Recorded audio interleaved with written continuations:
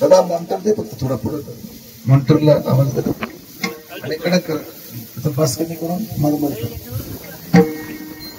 अभंग जगद्गुरु तुकोबांचा संध्याकाळचा प्रतिपाद्य विषय असा आहे की भगवान परमात्म्याला पाहिलं आणि देवाला पाहिल्यानंतर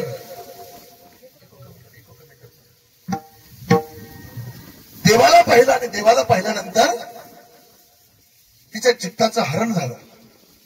भगवंतानं तिच्या मनाचं हरण केलं आणि हरण केल्यामुळे काय झालं, तिला भार आणि वित्ताचा विसर पडला. तिला काही सुचना तयार नाही, व्यवहारात राहिली नाही, ती संसारात राहिली नाही, ती गेडी झाली, गेडी थोडक्यात आपल्यासारखी. आणि मग आता घरी कसं काय जायचं, आता कैसे जाऊ करा, हा लौकिक काही बरं राहिला नाही.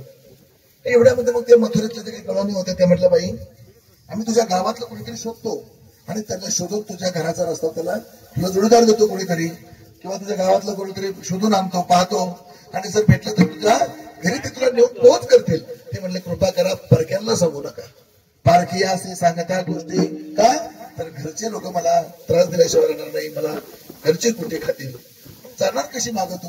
म्हटले काही नाही, ज्या रस्त्याने आले हळूहळू जरा वेद घेत संत महात्मेच्या रस्त्याला गेले, वेद मार्गे मुनी गेले त्यांचे मार्गे चाली गेलो, या न्यायाने मी काय करणार. म्हटले मी तो भगवान परमात्म्याचा जो मार्ग आहे त्या मार्गाने निवांत राहील आणि निवांत राहून माझं परमात्मा साध्य करून माझं घर मी परतून पुन्हा प्राप्त करून घेईल.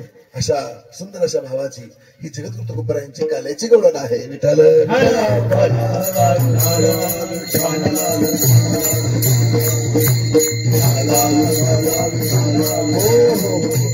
आज आपल्या सगळ्यांना श्रुत आहे. सलबतप्रमाणे याही वर्षी भव्य आणि दिवस रूपामध्ये श्रावण मासाच्या निमित्ताने आपल्या सुरनाथ गडावर आमच्या भानुदास महाराजांनी इथे ही पुरातन भूमी आहे, ही फार जुनी भूमी आहे. वडलोपार्जित वाडवडिलांच्या, तुमचं भाग्य चांगलं आहे महाराज. चारही बाजूने डोंगरदरी आहे, सूर्यनाथ महाराज त्याच्या मध्यभागी बसलेले आहेत आणि त्यांच्या आधिपत्याखाली ही ईश्वरीय सत्ता चाललेली आहे. ही नाथांची भूमी आहे. पुरातन काळामध्ये जर आपण पाहिलं ना महाराज, तर या निसर्गाचा जर आपण सहभाग जर घेतला तर खरंच बोलायचं तर ठरलं, आपल्यासारख्या साधू संतांनी खाली उतरून संसारामध्ये रमणं हे काही चांगलं नाही. एका साधून एक डोंगर जरी वर जाऊन बसलं, काही खायची गरज नाही, प्यायची गरज नाही, वारा करून जगायचं, देव पाणी पडेल. आणि एक सांगू का, देवानंच इच्छा केली, देवानं जर मनात ठरवलं ना तर त्या डोंगरावर सुद्धा सोन्याचे कळस होऊ शकतात. ही देवाची लीला आहे, त्या देवाची लीला आहे. आणि म्हणून हा सूर्यनाथ गडावर आज दुसऱ्या वर्षाचा काला आमच्या हातून चालला आहे. विठ्ठल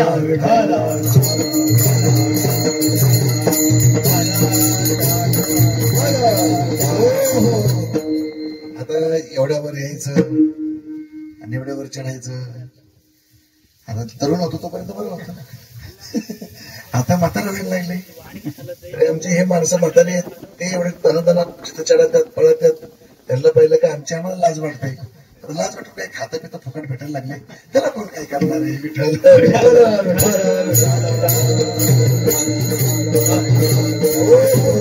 अशा डिग्रस, मालोंजा, आंबोरा, इकडे पिंपळगाव, रंकाम, या सगळ्या 10-5 गावाच्या टोकावर शिवेवर असलेल्या श्रीनाथ भगवंताचं मंदिर आहे. इकडे खाली कमळाई माता आहे की नाही, इकडे खंडोबा आहे. इकडे वर आल्यानंतर थोडासा वेध घेतला मी. या कार्यक्रमाच्या अनुषंगाने जुनी भूमी आहे, ही फार पुरातन आहे. या मूर्ती जर पाहिल्या किती काळाचे असतील महाराज. या पाषाणांचं जर आयुष्य जर काढलं तर हजारो वर्षाचं आयुष्य निघेल. त्यांना देव बनवलं आणि ते देव बनवून ज्यांनी कोणी इथे तप केलं असेल, ज्यांनी कोणी इथे साधना केली असेल, त्या साधू लोकांना, त्या महात्म्या लोकांच्या चरणावर साष्टांग दंडवत करतो. काय आयुष्य बघलं सर्व लोकांनी. इथे कोणाचा वारा नाही, कोणाचं एक नाही, कोणाचे 2 नाही. आज आपल्याला मंडप आहे, आज आपल्याला एवढा सिस्टम आहे, राहायला जागा आहे. त्या काळात हे लोक कसे राहिले असतील, या लोकांनी कसं तप केलं असेल. आणि ते तप करून कारण काय माहितीये का, फक्त एकच वाढत आहे पुण्य धर्म केला, याने संसाराच्या नावाचा शून्य घातला असेल. यांची आठवण आली तर मन भरून येतं, डोळ्यात पाणी येतं लोकांची आठवण काढल्यावर. कसे तप केले असतील या लोकांनी, कसं आयुष्य जगले असतील लोकांनी. संसार सोडून दिला, संसाराच्या नावे घालून आजून, संसाराच्या नावे घालून आजून, संसाराच्या नावे घालून, संसाराच्या नावे घालून वाढता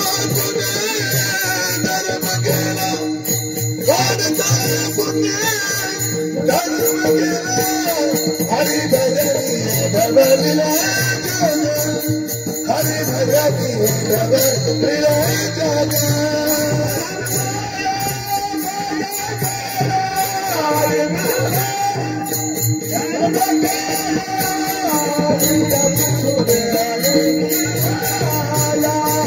भजनी भगविला.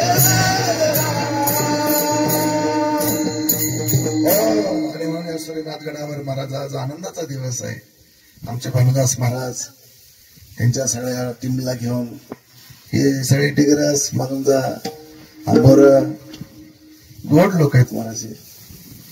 इथे बाबाचं अनुष्ठान पूर्वीच्या काळामध्ये आम्ही लहानपणी यायचो. आमच्या गान कोकिळा, ताल सम्राट, गंधर्व कोकिळा असे आमचे वडील हरिभक्तीपरायण मुरलीधर बाबा रुपना. त्यावेळेला यादवपुरी बाबा होते. त्यावेळेला आमचे माळी बाबा होते. या लोकांनी धर्म केला आणि गंगागिरीजी महाराज असतील, नारायणगिरीजी महाराज असतील, यांच्या मार्गदर्शनाने परमार्थ करत करत इथपर्यंत आले. आणि त्यावेळेला आमच्या गजानन महाराजांचा सप्ताह होता. त्या सप्ताहामध्ये आमच्या मुरली बाबांनी आमची कथा ठेवली. आलो आम्ही, पण आम्हाला कोण ओळखीत? ते गजानन महाराज माझ्याकडे आले. म्हणले ते मुक्तानंद स्वामी आले का? म्हणलं आम्हाला काय माहिती कुठे येते, त्यांना आम्ही काय ओळखत नाही. म्हणले मग तुम्ही कोण आहे? म्हणले आम्हालाच माहित नाही आम्ही कोण आहे. आम्हाला कळलं असतं आम्ही तर काय नसतो. आणि मग तेवढ्यामध्ये बेडकर सराच्या घरामध्ये का ते, आणि मग ते आले. मग तेवढेच बाबा आले. अरे म्हणे बाबा हे मुक्तानंद बाबा आहे. आणि मग झालं प्रेम. आणि मग तिकडे यादवपुरी मला खायचं नाही पुढं, व्यवस्थित नियम धर्म. आणि मग यादवपुरी बाबाच्या घरी 8 दिवस आम्ही थांबलो. गावात यायचं, क्रिकेट खेळायचं, गोट्या खेळायच्या, फॉरेनमध्ये खेळायचं. ते आता त्यांच्यामध्ये आता मीच म्हातारा झालो तर ते कुठे तरले राहिले. मग काय करा. त्यावेळेला आमच्या महाराज होते यादव बाबा, सिद्धेश्वर महाराजाचे आणि सिद्धेश्वर महाराजाचे यादव बाबा. आणि फक्त त्यांच्यानंतर त्याच्यानंतर ते बाबा गेले. पण त्यांच्यानंतर आमच्या महाराजांनी, तुम्हाला काय सांगा, लक्ष्मण महाराजांनी सिद्धेश्वर देवस्थान एवढं मोठं केलं. डोळ्यात पाणी यावं एवढं प्रेम त्यांचं सिद्धेश्वरावर. खाली आपले बुवाजी बाबा आहेत, तिकडे शबरी मातेचा आश्रम आहे, तिकडे आपले बेडकर बाबा आहे. हे चांगले लोक आहेत सगळी. फक्त या भूमीमध्ये येताना आज आपण सोन्याचा कळस लावून घेतला, आनंद आहे, मोठे झालो आपण सगळे. पण इथे येताना या लोकांचे उपकार विसरता येत नाही सर. आज लक्ष्मण महाराज आमचे आम्ही मालेगावला परवा 2-3 दिवसापूर्वी कार्यक्रमाला गेलेलो. आणि कार्यक्रम झाला, मालेगावचा पाटील घेऊन निघलो. आणि आल्या मग येवला लागला, मनमाड सोडलं, मालेगाव सोडलं. आणि मालेगाव सोडलं, मनमाड सोडल्यानंतर अगस्ती महाराजांचा मठ दिसला, अंकाई किल्ला. मग अंकाई किल्ला भेटला. चला म्हणले जाऊ दर्शनाला. आणि मग म्हणून आम्ही गेलो. आम्ही वरून खाली यायला लागलो. पण देवाचीच लीला ना. हे आमचे सिद्धेश्वर देवस्थानचे आमचे महंत हरिभक्तीपरायण शिवभक्त योगी. त्यांचं हृदय मुळातच पवित्र आणि गोड आहे. आमच्यावर नितांत प्रेम त्यांचं आहे. आणि सर तर पुढे निघून गेले, ओळखायला तयार नाही आम्हाला. मग महाराजांनी आमची डोळाभेट झाली. हो, एकमेकाला कडकडून आलिंगन दिलं, भेट झाली. आणि बाबांचं सगळं कुटुंब, सगळा परिवार. आणि सर तर मला ओळखायला तयार नाही.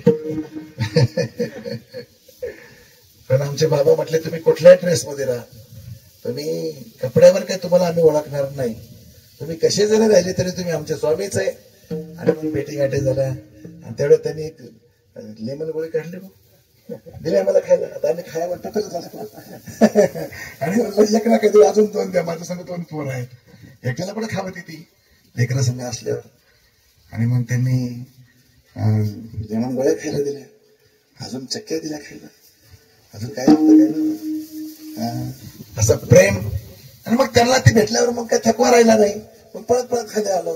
आणि मग त्यांच्या हातात ते पाहिलं, ते शिव आणि ते रुद्राक्षाची ती माळ पाहिले. हो आता चांगलं पाहिलं, आम्हाला कुठे धकत येते लागलं चढायला आतमध्ये.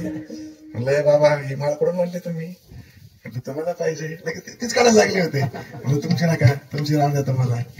मग ते म्हटलं तुम्हाला नवी आणतो आणि माझ्या बाबालीकडून आणले, आम्हाला माहित नाही, आम्ही काही पैशावर प्रसन्न होणारे थोडेच आहे, अशा गोष्टीवर प्रेम करणारे. आता हे लोक पैसे द्यायला लागले बाबा म्हणून जरा मोठं म्हणायला लागलो आपण स्वतःला. नाही तर त्या काळचा मुक्तानंद स्वामी आणि आजचा मुक्तानंद स्वामी सारखाच आहे.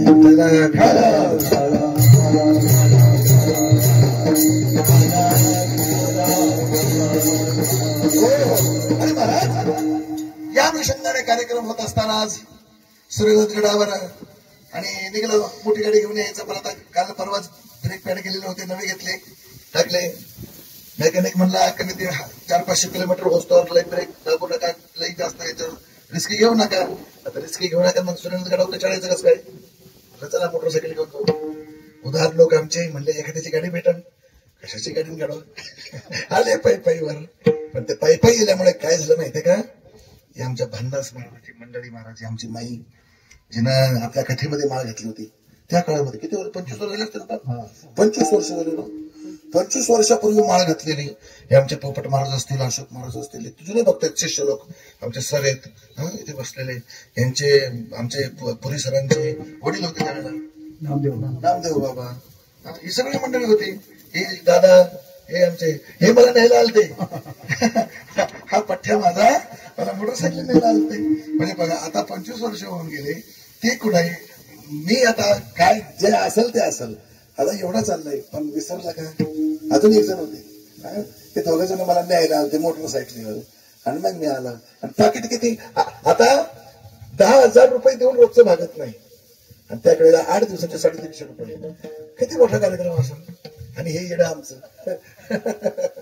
मागे म्हणत यमनाजी महाराज काय सगळे, यमाजी महाराज वगैरे सगळे म्हणते. माऊली गेले आता, माऊली नाही, गजानन महाराज वगैरे सगळे म्हणते. खरं सांगतो. आणि हे आमचा डीजे वाले दादा आमचे माझा दादा काय ते कोळवाड्यावर राहतात, आंबोड्याला. हा, पण कोळवाडीच्या हातात हातीवरच ते चौकोनात राहते, ते त्रिकोणात असे तिथं. दादाचं प्रेम माझ्यावर आमाप. आणि इकडे कुठेही कार्यक्रम लागला नाही लागला, दादांना सिस्टम जोडायची, मला पाण्याच्या बाटल्या भरून आणायच्या, जेवायला आणायचं. अतिशय प्रेम. आणि ते प्रेम आहे म्हणून आज हा कार्यक्रम या ठिकाणी खऱ्या अर्थानं चाललेला आहे. ही सगळी जुनी जाणकार मंडळी, आमचे दादा, ही सगळी जुनी जाणकार मंडळी आहे. आणि यांचे उपकार डोक्यावर घेऊन आपण 1 तासभर, अर्धा-पाऊण तास एकदा सूर्यनाथाचं चिंतन करू. विठ्ठल विठ्ठल.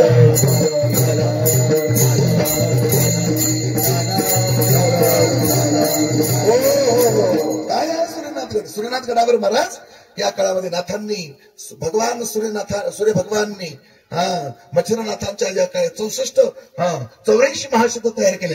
आणि त्या 84 महाशब्दांनी महाराज या ठिकाणी तप केलेले आहेत.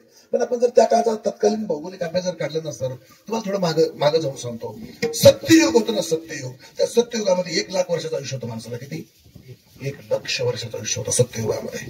त्रेतायुगामध्ये त्या आयुष्य 10,000 वर्षाचं झालं. द्वापार युगामध्ये 1,000 वर्षाचं आयुष्य होतं. आणि कलियुगामध्ये किती आहे? 100. त्या काळाचा मनुष्य, सत्ययुगामधला मनुष्य 100 फूट उंचीचा होता. किती? 100 फूट उंचीचा मनुष्य. त्यानंतर ही डोंगरामध्ये त्यांच्या बाई आपल्या आपण नाही का बांधकुंदे करते का घराला कसा. मला असं वाटतं ना, खरं बोलतो बरं का, मला असं वाटतं ना, हे जे डोंगर हे दिसतात ना, हे त्या काळाचे पाये असले पाहिजे, घराचे पाये. सत्ययुगातल्या घरातले पाये. आणि त्यांनी मग इथं घरं बांधलंय. आपण कसं एखादं ओखळ करतो, आता हे तळ कसं भरलंय, म्हणजे तळामध्ये त्यांचं त्या काळातलं आंघोळ करायचं ठिकाण. चला जाऊ, आपण कसं म्हणतो, चला जाऊ तळ्यावर भाऊ आपल्या. ही त्या काळाची तळी आहे ती. हे सगळे थकून आले असते ना ते. त्यांचं काय झालं मला नाही माहित. मास्तर लोक सर मॅडम तर सगळं थकले असतील आता, पण चला त्यांचा थकवा देवाच्या कृपेने दूर हो. विठाला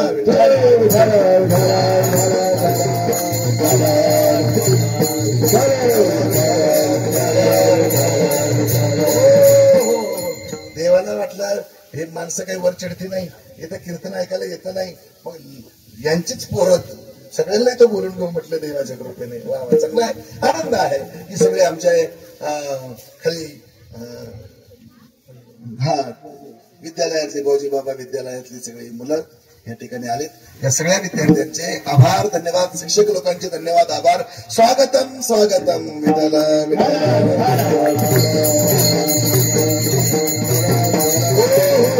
या सर्व अंगणावर महाराज फार पूर्वीची आराधना आहे, फार पूर्वीचं चिंतन आहे. आणि म्हणून या सत्संगामध्ये 7 दिवसाचा सप्ताह झाला. रात्रीचे कीर्तन, मी विचारलं रात्रीचे कीर्तन कसं काय? 7 ते 9चे कीर्तन, लोक 9:30-10 पंक्ती घेणार आणि 10 वाजता अंधारामध्ये घरी जाणार. आता खरं सांगा महाराज, दिवसा चढायचं अवघड आहे, रात्री उतरायचं किती अवघड असेल. पण या लोकांना त्याचं काय, म्हणजे रात्री सुद्धा 150 लोक होते म्हटले. मग एवढे लोक या ठिकाणी कार्यक्रम ऐकायला येतात, परमार्थ करायला येतात. या अर्थी या जागेचा महिमा वेगळा आहे आणि भानुदास महाराजांच्या अनुष्ठानामुळे त्याचा रंग टिकून आहे. त्यांना आम्ही धन्यवाद देतो. विठ्ठल विठ्ठल.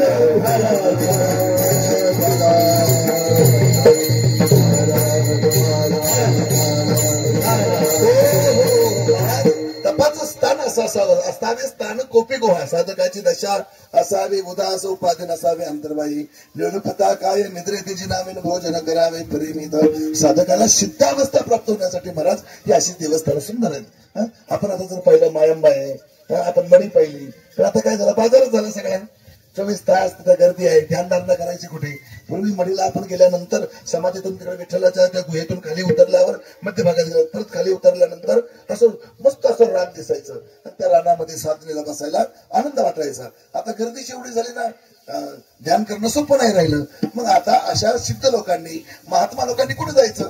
पण हे सगळं जे आहे ना महाराज, या सगळ्या जागेमध्ये जात असताना, या सगळ्या परमार्थामध्ये करत असताना सूर्यनाथ गडासारखे, आता इकडे त्या डोंगावतीकडे गेल्यानंतर सुद्धा तिथे एक वर काय बाळेश्वर आहे ना काहीतरी, निजर्णेश्वर तर खाली आहे समजा, ते वर काहीतरी बाळेश्वर आहे नाही का, असे बाळेश्वराचं स्थान आहे. आपल्याकडे परत तिकडे एक बाळेश्वराचं स्थान आहे. म्हणजे डोंगरावर राहण्याचं सगळं बाळेश्वरच म्हणले काही नको सगळ्यांना. एक आनंद आहे महाराज या गोष्टीमध्ये.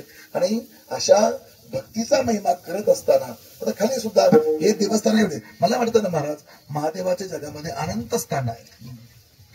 खाली आपण सिद्धेश्वराकडे जर पाहिलं, किती गोड बनवलंय महाराजांनी, इकडून तिकडून सगळ्या खोल्या वगैरे. रोज त्यांच्या डोक्यात काहीतरी वेगळे वेगळे विचार चालूच असतात, वेगवेगळे कार्य करायचं असतं, टीमला घेऊन कार्य करतात. सगळ्या त्यांचा परिवार आहे, भक्त परिवार आहे, सिद्धेश्वराचा परिवार आहे.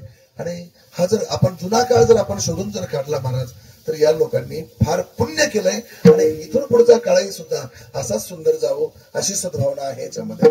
आणि हे करत असताना काला तरी काय महाराज, इथे आपण आलो बघा बरं, आता काही प्रपंचाचं भान आहे का बरं. आता समजा खाली जर एखादी गोष्ट घडली समजा तरी आता जायचं म्हणलं तरी काय सर टेन्शन घ्यायचं. आणि एक सांगू का, तुम्ही कितीही टेन्शन घ्या, तुम्ही कितीही काही करा, तरी सुद्धा महाराज जे घडायचं ते घडणारच आहे. म्हणून नको खेद करू कोणत्या गोष्टीचा आणि पती लक्ष्मीचा जाणत असे. पण यामध्ये सेवाभाव फार महत्वाचा आहे. आणि तो सेवा करतो ना महाराज, त्यालाच मेवा प्राप्त होतो. आणि तो सेवा करणारा जो मनुष्य कुठल्या तरी भावनेनं, कुठल्या तरी वृत्तीनं तुम्ही देवापर्यंत जाऊन पोहोचा. आता हे बघा बरं, समजा इथे कीर्तन घेतलं नसतं, कशाला आपण इकडे आलो असतो. पण इकडे नाही येणं याचा अर्थ काय माहितीये का महाराज, आपण कुठल्या तरी लोभाने येतो, कुठल्या तरी स्वार्थाने येतो. पण हा जो भगवंत आहे ना, हा भगवंत तो तुम्हाला बोलवून घेतो, बोलून ये बाबा पाकिट देतो पण ये. काय गंमत आहे महाराज, खरं बोलतो. असं आपण कशाला येतो, पाकिट देतो पण ये माझी सेवा कर.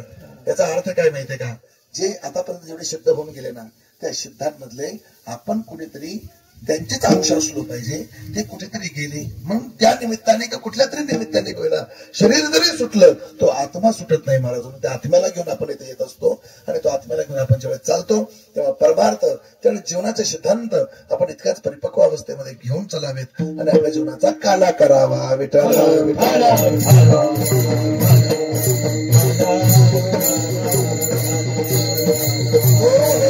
कीर्तन म्हणजे काय महाराज, जन्माला येणारी मरण प्रत्येकाच्या पाठीमागलेला विषय आहे. पण जन्म आणि मरणानंतर ज्याला जीवन असं म्हणतात ना, ते जीवन हा कृतार्थपणे सद्गुरूच्या चरणावर समर्पित करून आपल्या आत्म्याचं कल्याण करणं म्हणजे काला आहे. 84 लक्ष्मी जन्म आहेत. या 84 लक्ष्मी जन्मांमध्ये पशु काय पाप पुण्य जाणते, उत्तम मध्यम भोग भोगिती.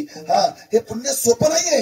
आणि ते करीत असताना महाराज मनुष्याला फक्त विवेक बुद्धी आहे. हा जो नरदेह देवानं दिलाय ना, त्याच्यामध्ये काय केलं पाहिजे हा प्रपंच प्रत्येकाला आहे महाराज. पण काय होतं माहितीये का, आपल्याला मन आपलं भक्तीकडे लागत नाही, विवेकाकडे जात नाही, परमार्थाकडे झुकत नाही. काही लोक पहिले महाराज आयुष्यभर पर्यंत परमार्थ करतात, पण एखादा संस्कार असा उठवतो ना की त्या काळामध्ये माणसाला वाईट विचार येतात. काही काळामध्ये काय येतात माहितीये का, तर संस्कार विवेक. म्हणून ना कृतार्थपणे आयुष्यभर परमार्थ का करायचा, शेवटच्या काळामध्ये म्हातारपणामध्ये तो सुचावा, तो सुचत नाही महाराज. याचा अर्थ काय माहितीये का, नागावी जन्माचे संस्कार आपल्याकडे. आता एक विचार करा, शेपूची भाजी की नाही, शेपूची भाजी ती खाल्यावर काय होतं, ढेकर येतात, करपट ढेकर येतात की नाही. आता शेपूची भाजी खाली आणि आता तुम्हाला जिलेबी खायला दिली, वरून बासुंदी दिली, गुलाबजामुन दिला, आहे का नाही. आता एवढं तुम्ही खाल्लं, पण शेपूची ढेकर येतात की नाही, खरं बोलायचं. मग आता मला सांगा, जिलेबी खाली की नाही. तसं आहे ना, एखाद्या जन्माचं एखादं कर्म असतं महाराज. हे कर्म आहे ना, या जन्मात तुम्ही सोन्याच्या तांदळात खा, या जन्मात तुम्ही सोन्याचा मुकुट घालून चला, गाड्यात हिंडा, घोड्यात हिंडा, कोट्यावधी कमवा, पण त्या जसा शेपूचा ढेकर चुकत नाही, तसं एखाद्या जन्मातलं कर्म हे भोगावंच लागतं. केले कर्म झाले त्याचे भोगारे, केले कर्म झाले त्याचे भोगारे.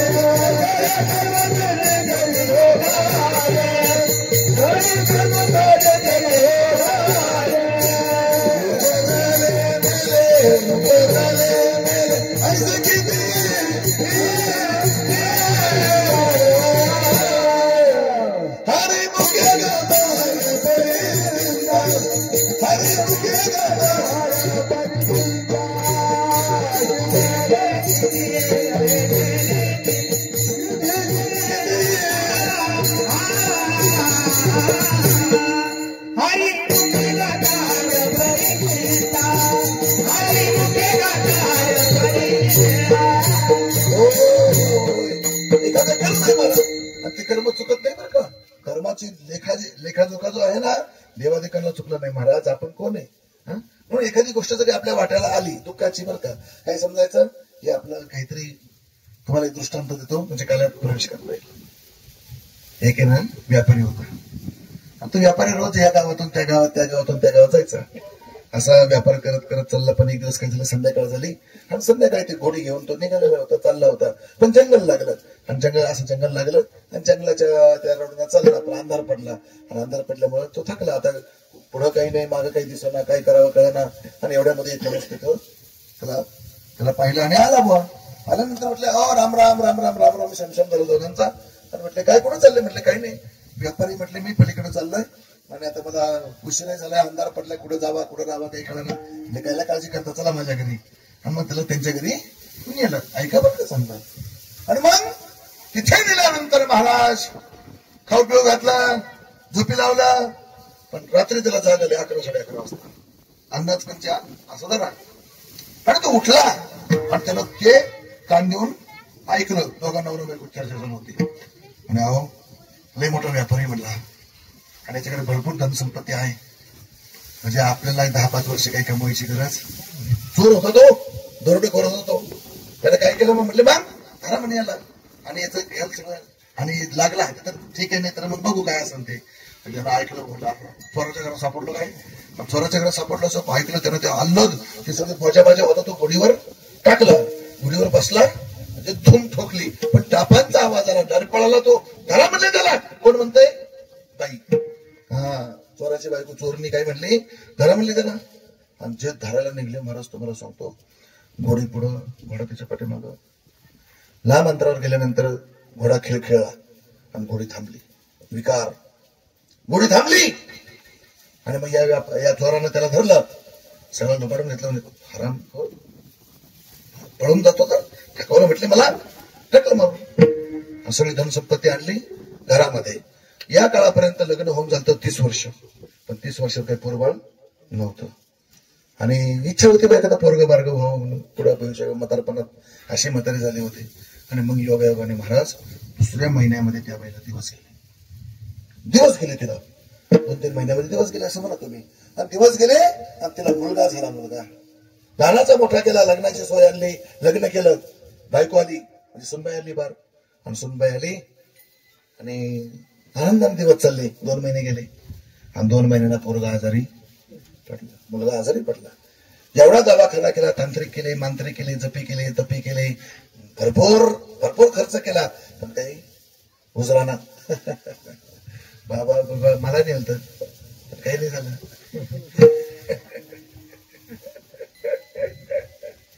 बरा नाही झाला मुलगा. परिणाम शेवटी मरणासन्न झाला. मुलाला बापाला, आईला, बायकोला जवळ बोलावलं. म्हणलं बाबा का रडता? बाळा तुझ्यासाठी एवढं केलं पण काही तू बरा होईना, काय करावं काय ना. कर्माची लेखा बघा बरं का, कर्म लेखा न चुके ब्रह्मा लेखा. आणि मग काय करायचं म्हटले? काही नाही. आता काय रडता? मी चाललो होतो सुखासुखी पळून, तुम्ही धरलं मला, मारलं मला. तोच व्यापारी आहे मी. तुमच्या पोटी आलाय आता. मुलगा मिल्यावर कसं होतं ना कळेल तुम्हाला. आता माझे आई वडील वाटपत असतील ना, माझी बायको वाटपत असेल ना. मारलं तुम्ही मला, होता तुमच्या कर्माची फळ. आईला म्हणे तू का रडते आता? तू तर पाठवलं होतं म्हणले. तुझं त्यांना पाठवलं नसतं, माझा पाठला त्यांनी कशाला केला असतं? आणि त्या बायकोला म्हटले अगं तू थांबली नसती, आटली नसती. घोडे म्हणे, ती घोडी त्याची बायको होऊन आली बघा. ती कर्म आहे, कर्म. म्हणून जे आपल्या नशिबात घडतं ना, मी म्हणतो ना, मला एखादा माझा कोणीतरी त्रास देऊ राहिलाय, मला कोणीतरी माझ्याबद्दल काहीतरी बोलतो, मी समजतो मागच्या जन्मातला कर्म मी भोगू राहिलोय, या जन्मात ते फेडायला म्हणतो आलाय. म्हणून आपण फक्त काय करायचं माहितीये का? आपण चांगलं वागायचं. आपण एका निश्चित रस्त्यानं चालायचं. तुम्ही निश्चित रस्त्याने चला. वनवास देवाधिकांना चुकला नाही, रामाला वनवास चुकला नाही. कर्म आहे ते कर्म. कर्म श्री राम वनवासा गेला, कर्म कसरा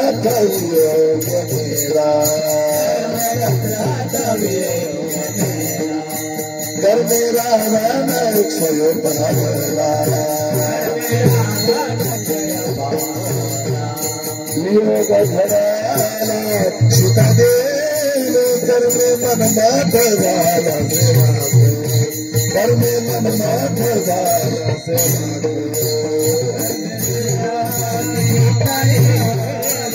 कर्मे मन माठ झाला.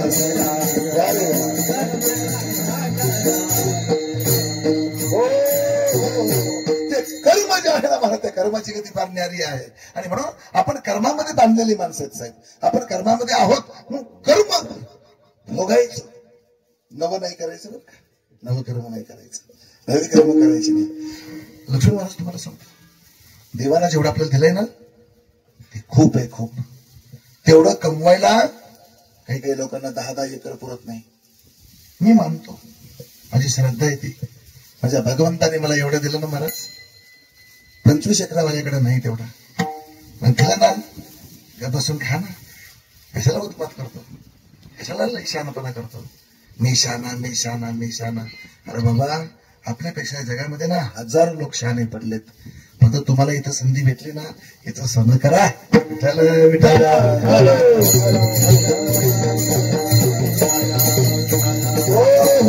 म्हणून महाराज, हे जेवढे ऋषीमुनी जे आहेत ना, या ऋषीमुनी ठरवलं देव प्राप्त करायचा, देव प्राप्त करायचा. यांनी तप केले महाराज, यांनी जप केले, योग केला, सायास केलं, पण त्यांच्या नशिबाला तो देव आला नाही. तो देवच भेटला नाही यांना. योगी यांच्या ध्यानी ध्याना तुळसी तो तू आम्हापासे मागे पुढे. योगी हा दुर्लभ, योग्यांना दुर्लभ आहे तो देव. म्हणून त्यांनी काय केलं, राम अवतारामध्ये रामचंद्र परमात्मा भेटायला भेटले.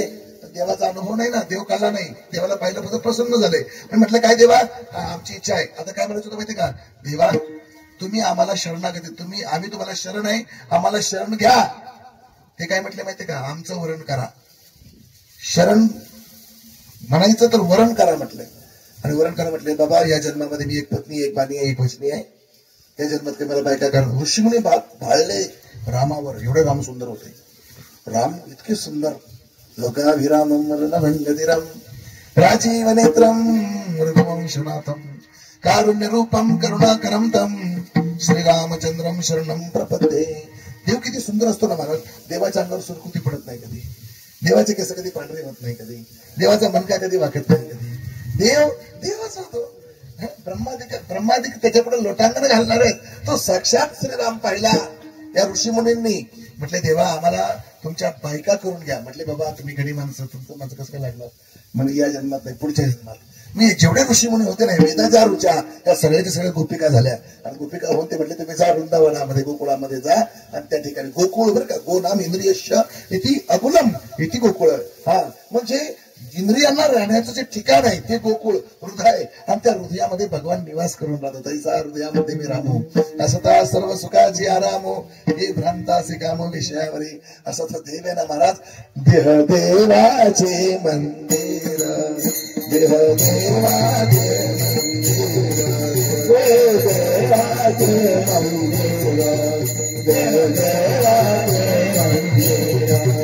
आता शोभे आत्माराम, आता शोभे आत्माराम. जय देवाचे मंदिर,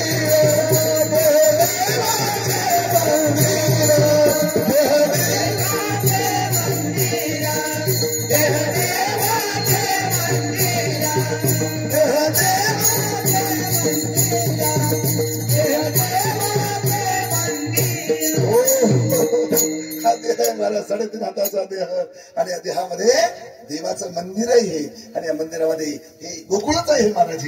या गोकुळातला देव समजला पाहिजे. यासाठी काल आहे खरा तुम्हाला सांगतो. आपण काय केलं माहितीये का महाराज, आपण प्रपंच करीत असताना ह्यो माझा त्यो माझा तो माझा मी मी मी मी मी किती लफडीत. हा तुम्हाला खरं सांगतो महाराज, आमचे गुरुजी म्हटले होते मला एकदा, मी साधू झालो आणि गुरुची आठवण येणं सोपं नाही. या जगामध्ये ना माणूस किती मोठा होऊ द्या, गुरुची सत्ता वेगळी. गुरु पुढे कोणी नाही, गुरुपेक्षा कोणी मोठा पण नाही आणि गुरुपेक्षा श्रेष्ठ कोणी पण नाही. ज्याला गुरुची मर्यादा कळली ना महाराज, गुरुच्या कृपेने सोन्याचा तांदूळ खायला मिळतो. विश्वास ठेवा शब्दावर. तुम्हाला काही भेटेल किंवा नाही भेटेल मला माहित नाही, तुम्हाला गुरु भेटला पाहिजे. ज्या दिवशी खरा गुरु भेटतो ना त्या दिवशी ब्रह्मांडामध्ये कुणाच्या पाया पडायची गरज राहत नाही. गुरु सर्वत्र होतो. श्री गुरु सारखा आम्ही साधू झालो. 8वीला होतो मी त्यावेळेला. 8वीला असताना साधू झालो. आणि मग गुरुजी महाराज म्हटले मला ते माळी घालायचं लय सोस पहिल्यापासून. इकडं माळी, दंडात माळी, कमरेला माळी, पायात माळी, जाटाला माळी बांधायचो. असं मस्त मुकुट करून राहायचो. पण माझ्या गुरुजीला आवडायचं नाही ते. गुरुजी म्हणायचे मुक्तानंद ते मला नाही पहनते का. गुरुजी क्या करू भाई, तो ऐसा ही मस्त है. और एक बात, एक खाली कंठी पहनने का और कंठी में रहना, हाँ भस्म लगाते रम जाना. गुरुजी महाराज मला ते खूप आवडतं हो. म्हणले ठीक आहे मग कधीतरी घालीत जा. पण मग असं पण काही नाही, रोज तू घातले काही नाही घातले तू असंच मुक्त आहे म्हटले. तर नामातच मुक्तानंद म्हटलंय. अच्छा गुरुजी बहुत बढिया.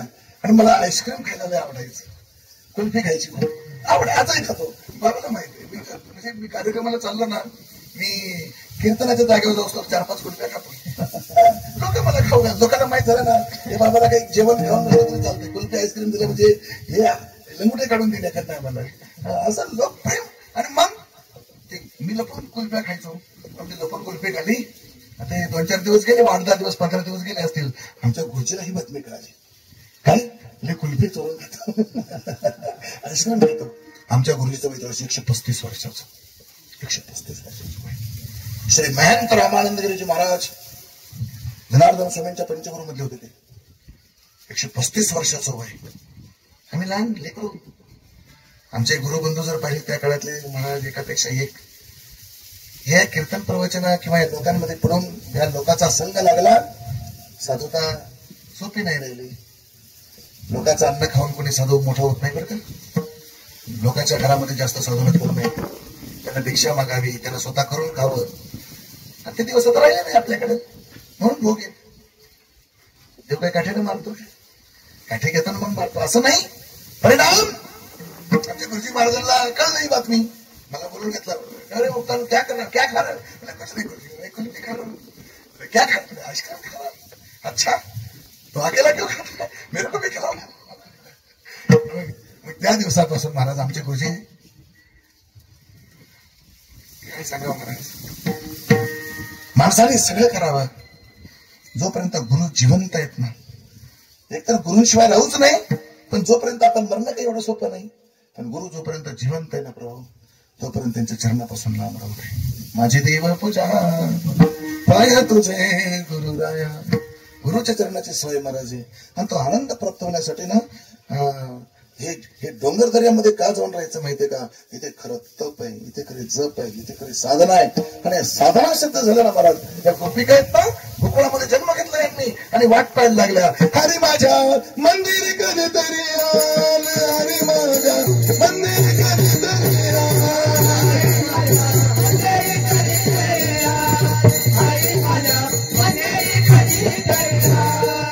बसले मी होते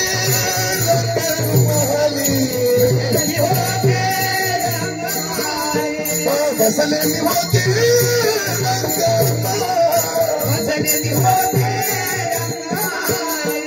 अर्जेला विचार हरी माझ्या मंदिर कधी तरी आल, हरी माझ्या मंदिर कधी तरी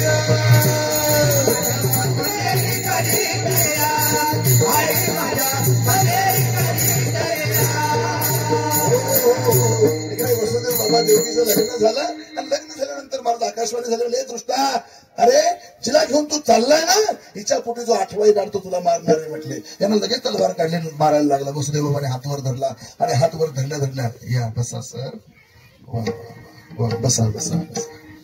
आणि जसा वर हात धरला मारू नको म्हटलेला. ही बाई आहे, स्त्रीला मारायचं नसतं, स्त्रीचा वध करायचा नसतो, स्त्रीला मारहाण करायची नसते. मग म्हटलं तुझी बहीण पण आहे, मारू नको हिला. आणि मारू नको म्हटल्यानंतर महाराज काय सांगावं तुम्हाला झालं. आणि त्यानंतर महाराज काय काय काय सांगावं. कर्माची गती एवढी विलक्षण. जेलमध्ये टाकून दिलं आणि जेलमध्ये टाकल्यानंतर पहिलं मुलगा झालं, दुसरं झालं, तिसरं झालं. यांनी 6 मारले हो. बहिणीचे पोरं मारले मृत्यूच्या भयानं. पापाचा घडा कसा भरून द्यायचं नियतीला कळतं. नियतीला कळतं सोपं नाही एवढं. मग 7वे झाले. पण बलराम महाराज रोहिणी मातेच्या वसुदेव बाबांची बायको होती रोहिणी माता, ती गोकुळामध्ये होती आणि तिच्या गर्भामध्ये तो संकरित झाला आणि संकर्षण त्यांचं नाव ठेवलं बलराम दादा. मग 8व्या वेळेला भगवान कृष्ण परमात्माच्या जन्माला येणार त्यावेळेला 4 हात शुक्लाम बलधरम विष्णू शशिवर्णम चतुर्भुजम प्रसन्न वदनम जयत सर्वविघ्नोपशांतये. देवानं 4 हात घेऊन त्यांच्या पुढे प्रगट झाले. म्हणजे बाबा असं नको प्रगट होऊ. लोक म्हणते नाही कोणाचं पोरग आहे, माझं पोरग व्हावा, माझा पोरग म्हणून राहावा असं म्हणलं ना. मग एक काम कर म्हटलंय काय लहान हो. लहान झाले देव म्हणले रडायला लागले. बाबा रडू नको म्हटले, त्याला लगेच बातमी कळेल आणि बातमी कळेल म्हणून देव रडला सुद्धा नाही हो. किती अत्याचार असेल हो. ज्या देवाला लहानपण घेतलं रडता येईना त्याला का. जर ते कंसाला कळालं तर लगेच येईल पळत येईल. म्हणले बाळा रडू नको. मग म्हटले बाबा तुम्ही आता एक काम करा, मजनी ही गोकुळाला मला गोकुळाला घेऊन जा. माया उपजली येते ते मजनी आणि येते. मला तिथे घेऊन जा. तिथे माया नदी माया आहे, तिला तुम्ही घेऊन या आणि मग विशेष कार्य होऊन जाईल. मग पायाकडे पाहिलं म्हणले बेड्या पडल्यात. मला डोक्यावर घ्या म्हटले आणि देवाला डोक्यावर घेतलं. टोपले तेवढ्या एवढ्या टोपी लागली. देवाला डोक्यावर घेतलं आणि पायाची बंधने कळते, पायातले बंधनं गळून गेले. आणि मग वसुदेव बाबा बाहेर निघले. यमुनाबाईमध्ये आले. यमुनाबाईचं दर्शन तिने लागली वाढायला परत परत. म्हणजे दर्शन करायचं मालकाचं. मग म्हणजे तुझ्या दर्शनाच्या पायी माझा बाप मारायला बसली म्हणले तू. मग देवानं पाय बाहेर काढला, अंगुष्ठ बाहेर काढला आणि अंगुष्ठ बाहेर काढून स्पर्श झाला. परिणाम नदीने रस्ता काढून दिला आणि रस्ता काढून दिला.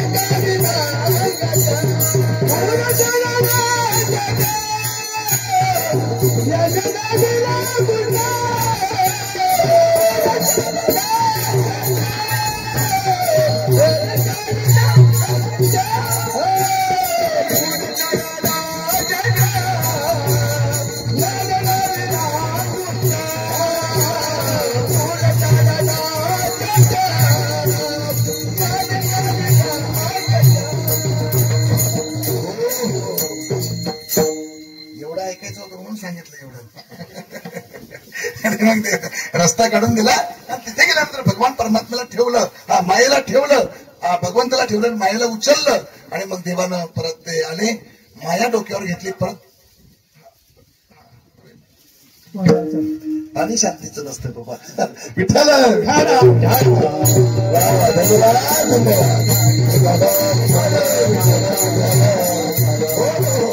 परिणाम एवढा मोठा झाला महाराज. परिणाम माया डोक्यावर घेतली, परत बंधन तशीच्या तशी. आपण तर माया देवा डोक्यावर घेतली नाही एवढी सगळी. मेरा मेरा करके जीवन बिताया, अंतकाल कोई कामना आया.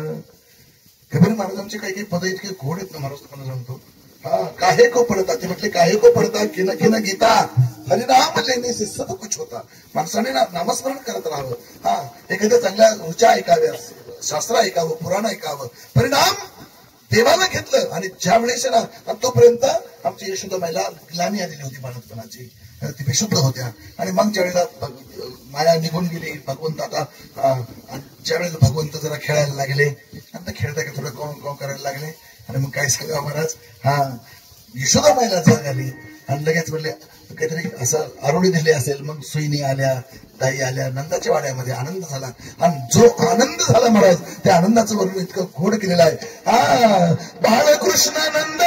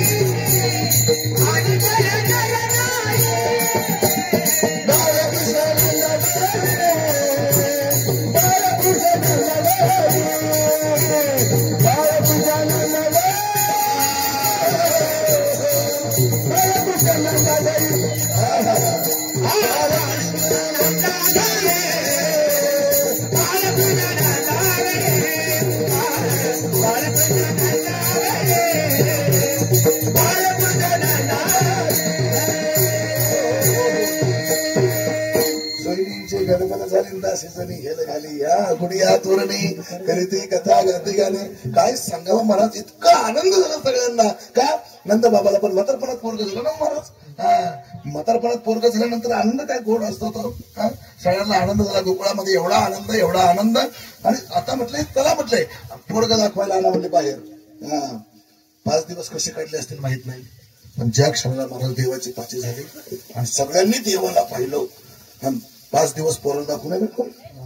बाळ झाल्यानंतर 5 दिवस कोणाला दाखवायचं नसतो, लोकांना दाखवायचं नाही. पोरतो नजर लागते, अशा नजर लागायला लागलं. मोठं झाल्यावर पण नजर लागतात ना माणसाला, पण लेकराला 5 दिवस भरपर्यंत सटवायचा टाक पडेपर्यंत 5 दिवसांनी मग पुजलं. आणि 5 दिवसानंतर पुजल्यानंतर झालं, नाव ठेवलं कृष्ण. काय सगळ्यांच्या मनाला आकृष्ट करायचा होतं म्हणून कृष्ण. आणि कृष्णाला पाहिलं, आणि कृष्णाला पाहिल्यानंतर काय सांगावं महाराज, या तरुणांना देव भानावर मिसळून गेल्या महाराज. त्यांना काही सुचेना, काही कळेना. त्यांना घरी जायचीच आठवण राहिली नाही महाराज. विसरल्या कामधंदा. हरिरथा चपळाणारी, लागवली नारी गती. ते इतक्या भगवंताला पाहिलं. आणि भगवंत काय साधारण सुंदर नाही महाराज. एक सांगू का महाराज, या जगाच्या पाठीवर सर्वात सुंदर जर कोण असेल, आपण स्वतः असतो. आपल्या इतकं सुंदर जगाच्या पाठीवर कोणच नाही. लक्ष्मण महाराज इतकं सुंदर लक्ष्मण महाराज, स्वामी एवढं सुंदर स्वामीच. आणि तसं जर नसतं, आपण आरशा समोर 2-2 दिवस खाली असते.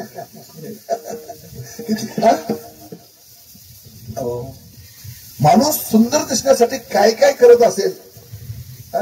नाव्याच्या दुकानात गेले,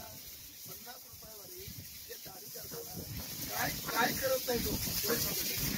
विचार करा महाराज, या सगळ्या भावनेमध्ये काय सुंदरता येते. पण माणसाला या जगाच्या पुढे सिद्धांत असा आहे, या जगाच्या पुढे सर्वात सुंदर जर कोण असेल ना, तर आपण स्वतःच असतो. पण ज्या दिवशी आपल्याला आपल्यापेक्षा सुंदर कोणीतरी दिसतो, आपण त्याच्या प्रेमात पडतो. निसर्ग आहे, ते शास्त्र आहे, परंपरा आहे. काय आपल्यापेक्षा सुंदर ज्या दिवशी कोणी दिसेल, आपण त्याच्या प्रेमात पडतो. आणि तसं जर नसतं, 100 फोटो पाहून लोकांनी प्रश्नापास केले असते. फोटो 10 एकर जमीन आहे, 2 ट्रॅक्टर आहे, 25 लाखाची गाडी आहे, खायला प्यायला भरपूर आहे, तरी या पैसा नको आहे. का झालं माहिती का? हे का झालं याचं उत्तर आहे का बरं का? 20 वर्षांपूर्वी कॅटलॉगवर सर मी तिथे बसले म्हणून बोलतो, कॅटलॉगवर 100 मुलं होती. किती? 100 मुलं आणि 130-35 मुले राहायचे. होते का नव्हते? 100 मुलं 120, 130, 135 मुले राहायच्या. पण नंतर हुंडाबंदी, बळी पडायला लागल्या मुली आणि त्रास. मग नंतर मग कोणाला दिवा पाहिजे, मग ते कायदे आले 2च मुलं पाहिजे, असं तसं. या भानगडीमध्ये या लोकांनी पोटात असलेल्या लेकरांना मारलं हो, जिवंत मारलं, जिवंत. महाराज तुम्हाला सांगतो, 5-6 महिन्याचं पोरग बाळ असलं का मग तिथून पुढे इंद्रिय यायला लागतात. 6व्या महिन्यामध्ये लिंग कळतं. मग तुम्ही विचार करा, 6व्या महिन्यात लिंग कळतं साहेब. सर कळायला मुलगी आहे, परिणाम. सर तुम्हाला सांगतो, त्या लेकराचा पहिल्यांदा डोकं तोडायला सुरुवात करतात, मागून पुढे आणतात. त्या लेकराचं डोकं ते मस्तक फोडत असताना त्या डॉक्टरला काही लाज वाटत नसेल, परवानगी द्यायला आई बापाला काही वाटत नसेल, आजीला काही वाटत नसेल. परिणाम आज 100 मुलांमध्ये 30, 35, 40 मुले येतात. या लेकरांना मारलं या लोकांनी आणि याचा परिणाम आज असा झाला, 50, 35, 40 वर टोमकी झाली. महाराज याला कोणी बायको द्यायला नाही दिला पाहिजे. कोणी आमच्या मुलींनी सुद्धा ठरवलं पाहिजे, मी पायावर उभे राहीन, भाग्यानं तुम्हाला हा जन्म भेटला एवढं सांगतो. तुमच्या अगोदर लई मारल्या तुमच्या बहिणी या लोकांनी, आणि आज तुम्हाला जन्म दिला ना त्या भगवंतानी, तुम्ही त्याचा सदुपयोग करून घ्या. सदुपयोग केला पाहिजे. मुलींनी शिकलं पाहिजे, संवर्धन केलं पाहिजे. आपल्या आई वडिलांचं कुळ मोठं होईल कसं?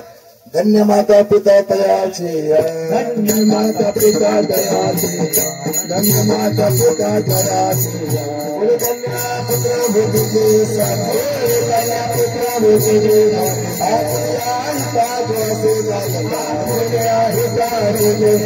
धन्य माता पिता तयाचे, धन्य माता पिता तयाचे. हो लेख त्याच्या घरात त्याने महाराज तो मोठा आहे. ही माया आणली वसुदेव बाबाला.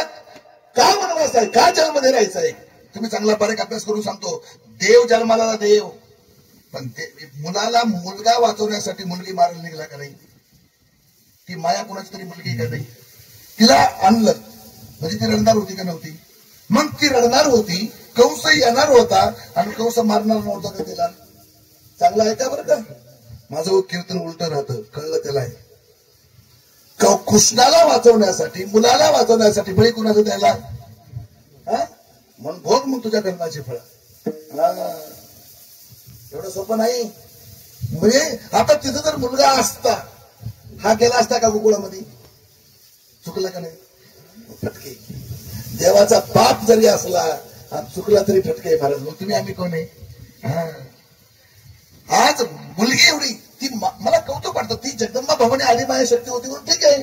दुसरी असते तर उगे मिले असते ना, ठिकऱ्या झाल्या असत्या तिच्यावाल्या. म्हणून मुलगी वाचली पाहिजे, लेक वाचली पाहिजे, मुक्ताबाई वाचली पाहिजे. का? आता ही आमची अंबाबाई नसती, या भामदास महाराज म्हणून रायभर 2-4 दिवस राहून दाखव.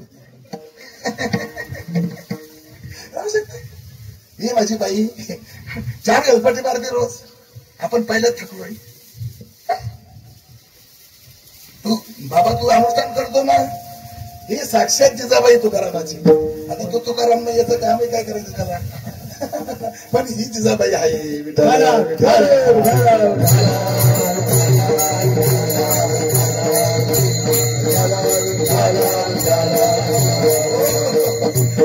खरं का खोटं आहे? ती बिचारी पुण्यवान आहे. ती बिचारी पुण्यवान म्हणजे बाबाचं चाललंय सगळं. त्याच्या ठिकाणी सगळं खाऊन पिऊन आनंदाला नाही. नाव कोणाचं? नाव कोणाचं? म्हणतात बाबाचं. कष्ट कोणाचे? आमच्या बाईचे. काय पुण्य घ्यायचं असं. आणि इकडे मग सगळ्यांना आनंद झाला. आणि मग इकडे दृष्टा चलका पशु चला सुटला. याला कंसाला भीती वाटली, यानं मिटिंग भरवली. काय करायचं म्हटलंय, आणि काय करायचं म्हटल्यानंतर महाराज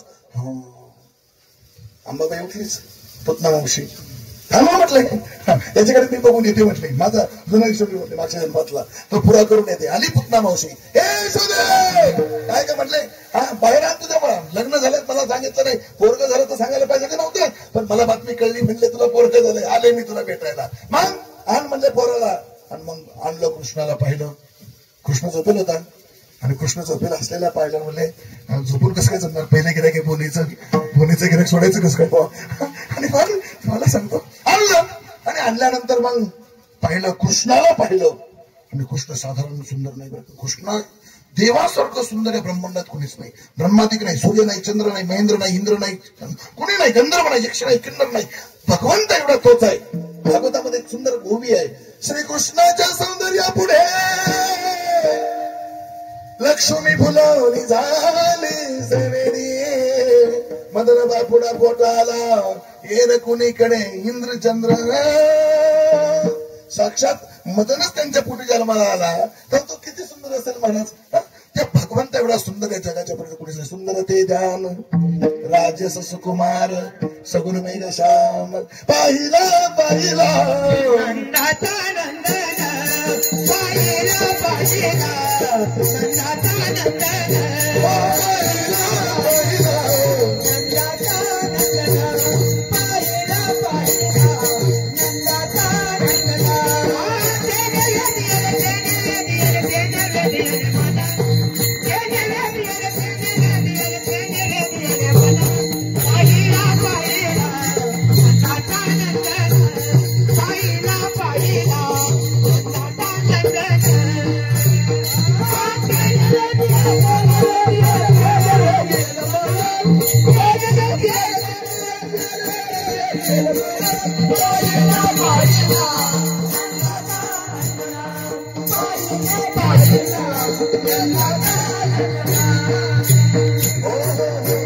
भगवंताला पाहिलं महाराज, आणि भगवंताला पाहिल्यानंतर महाराज या गरुडीला काही सुचायला तयार नाही. आणि एवढ्या काळामध्ये पुतणीनं पाहिलं, आणि मग घेतलं लावलं हृदयाला. पण देवाला पाहिलं, मातृभाव झाला अगोदर, मग दूध पाजायला लागले, 2-4 घोट पाजले बुवा, आणि 2-4 घोट पाजले, आणि एवढ्यामध्ये तिला स्वतःची बुद्धी जागृत झाली. मातृभाव संपला. कुठलीही अवस्था जास्तीत जास्त 1 मिनिट टिकते, फार तर 2 मिनिटं टिकते.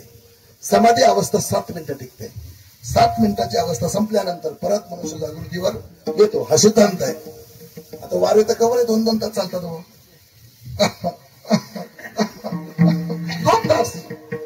2 तास, आणि इतकं कठीण आहे. काही काही वारे तर एवढे. आता आम्ही त्या दिवशी मॅमला आपण इकडे वर गेलतो, अंकाच्या डोंगरावर मोठ्या बाबाकडे गेलतो आम्ही. तिथे तो माणूस होता, तो काय म्हटलं माहिती, एक वारं आलं आणि वरच जाऊन बसलं म्हणे देवावर. वारं कुठं देवा जाऊन बसतं का? म्हणजे लोक 4-2 लोकांनी मानण्यासाठी काय छलकपट करतील, कसे वागतील. आणि मग एक बघितलं मग देव सोपं नाही बरं का.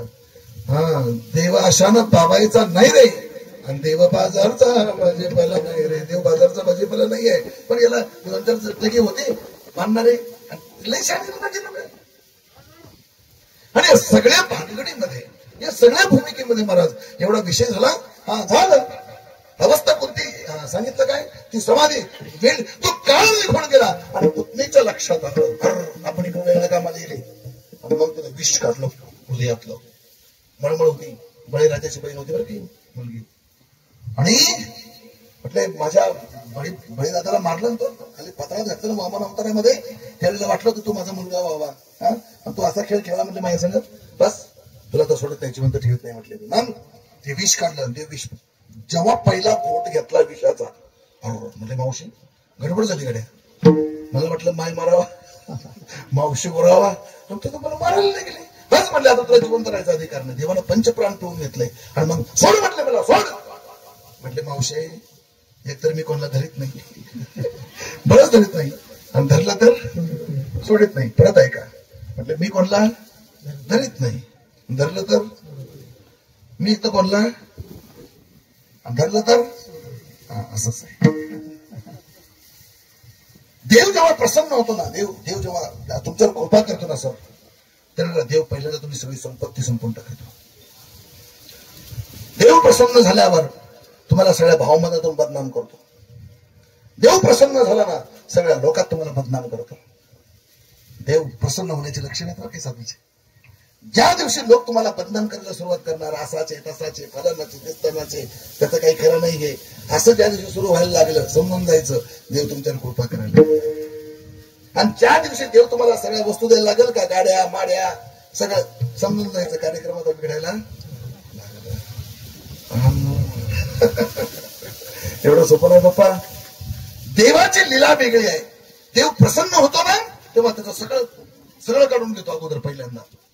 का देवाला पाहायचं असतं नेमक्या खरोखर टिकवतो का नाही. प्रेम सोपं नाही महाराज. प्रेम गली अति स्वाकरी तामी न समय. तुम्हाला समोर महाराज तुमचं माझं जे काय आहे ना आपल्या दोघातच तिसऱ्याला कळालं का गडबड झाली. आणि आपल्याला वाटतं सेल्फी काढून स्टेटसला टाकावंच. सेल्फी काढून ज्या दिवशी तुम्ही आपण दोघांनी स्टेटसला टाकलं का त्या दिवशी तुमच्या दोघांमध्ये आपल्या दोघांमध्ये सरांनी बोलला केलाच म्हणायचं. असं आहे. म्हणून तुम्ही जिथे कोणी आहात ना स्थिर सावधान चित्त शुद्ध करायचं, मन निर्मळ करायचं आणि मन प्रेम करायचं. प्रेम वासना असंच शकत नाही.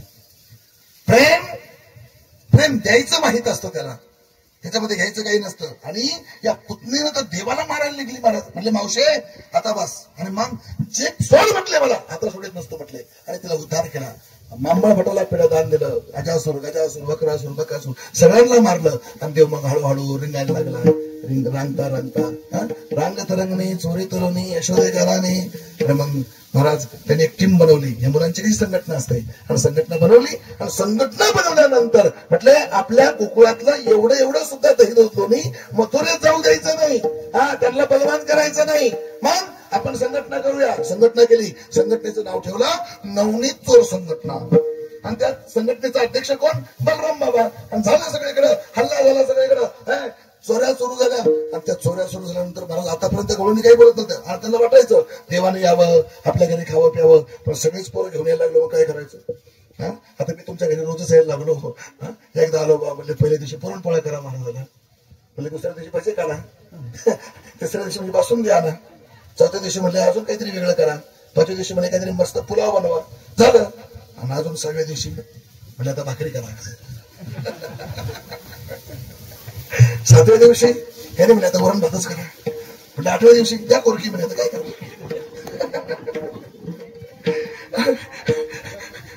कोरके खाली म्हणले महाराज म्हटलं की वैताग गेले का काय. 9व्या दिवशी म्हणजे थांबूच नका आता.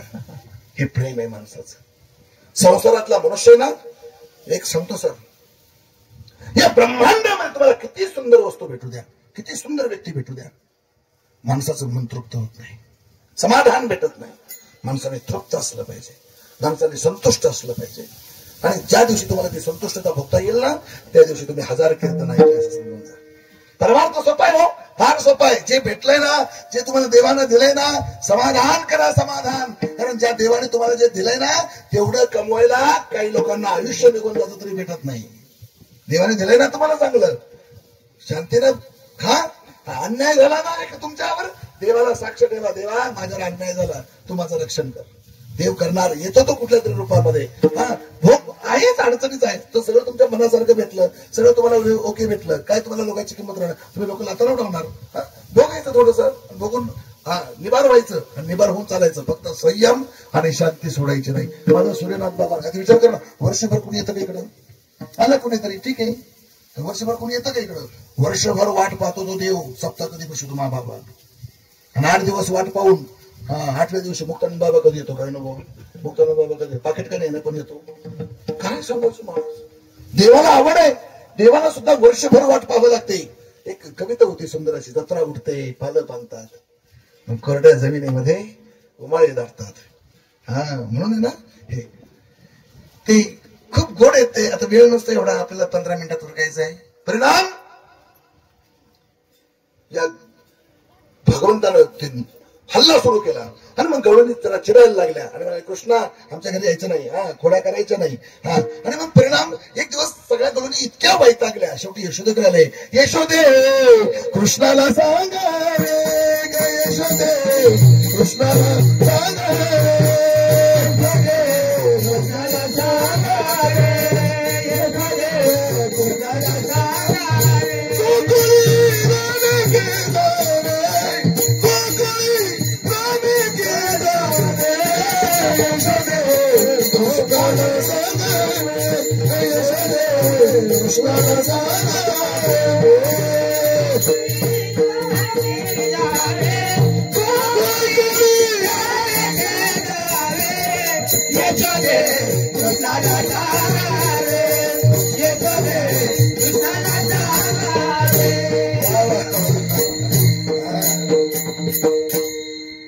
थकत नाही. परिणाम यशोदेने ऐकलं बा. म्हणजे या सगळ्या बाया यायला लागल्या, माझ्या लेकराला काहीतरी बोलायला लागल्या. म्हणजे ए बायांनो, माझ्या पोराला बोलायचं काम नाही. माझं पोरग तुमच्या पोरग नाही काही. हा, एक फुटात पाणी देतो तुम्ही कोटमध्ये पडू येते म्हटले. काय करायचं त्याला? तुमचं पोरग असं तसं म्हटलं. माझं पोरग तसं नाही. माझं पोरग कसं आहे? बालस कोण कोणाचे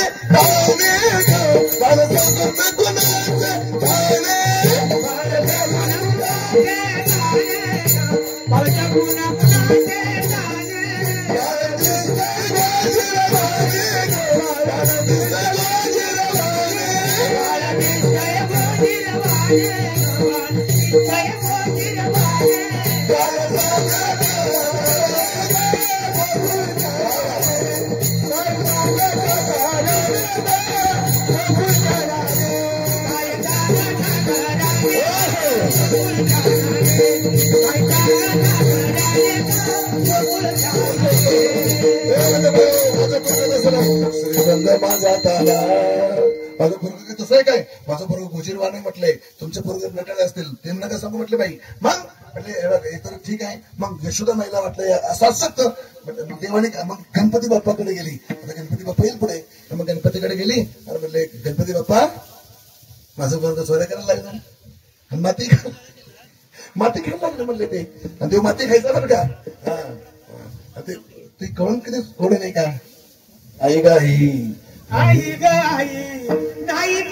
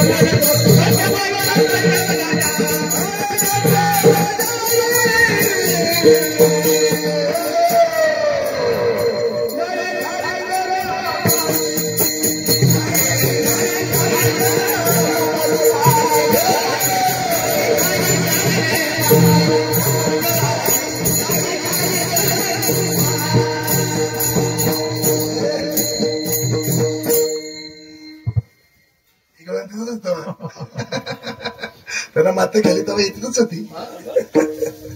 हा म्हणलं देवाना म्हणजे आई अगं मी माती नाही खाली. मग हे खोटं बोलतेच म्हणले मला. मग म्हणलं ते नको बाकी सांगू. मग गणपतीला नवस करा. म्हणजे गणपती बाप्पा माझं पोरग माती खायला लागले, चोऱ्या करायला लागले. मग मला पावा आणि माझ्या पोरांना खोड्या सोडून द्यावा.